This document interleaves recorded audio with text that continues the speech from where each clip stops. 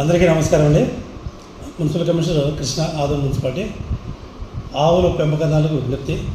ఇప్పటికే చాలాసార్లు మేము నోటీసులు ఇవ్వడము, తర్వాత అనేక సందర్భాల్లో మీటింగ్లలో కూడా కొన్ని అవకాశాలు కల్పిస్తూ ఆ అవకాశం తీరిన తర్వాత పట్టణంలో తిరిగేటటువంటి ఆవులన్నింటికి కూడా గోశాలకు తరలించడము, దానికి సంబంధించిన చర్యలు తీసుకున్నామని చెప్పాము.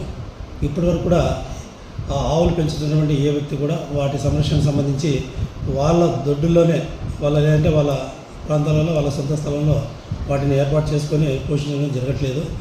ప్రజల మీద రోడ్ల మీద ఉండడం వల్ల రోడ్ల పాదాచారులు కానీ, వాహనాల మీద పోయే వాళ్ళని కానీ, మోటార్ సైకిల్ మీద పోయే వాళ్ళని కొన్ని సందర్భాలలో రోడ్లకు అడ్డంగా అవి పడుకోవడం కానీ ఇవన్నీ చేసిన వల్ల ప్రజా జీవనానికి చాలా ఆటంకం కల్పిస్తున్నాయి అని చాలామంది సంస్కృతులు కానీ, లేదంటే బాధితులు కానీ, లేదా పోలీస్ స్టేషన్లో కంప్లైంట్ ఇచ్చిన కానీ చాలామంది కూడా మా దృష్టి తీసుకుని వచ్చారు.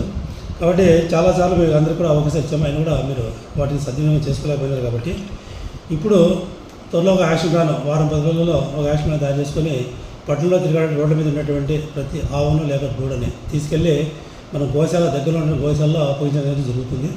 ఆ గోశాలలో ఉన్నటువంటి కండిషన్ ప్రకారం ఏమంటే ఒకసారి ఆవు లోనికి వెళ్ళితే వాళ్ళు బయటకు ఇవ్వరు అనేది మీకు అందరికీ కూడా తెలిసిన విషయమే.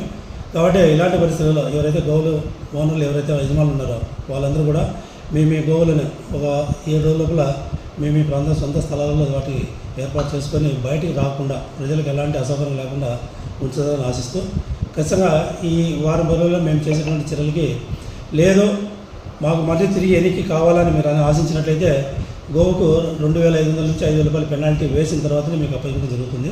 లేదంటే గోశాలకు తరలించడం జరుగుతుంది. కాబట్టి యజమానులందరూ కూడా దీన్ని సహకరించవలసి కోరుతున్నాను.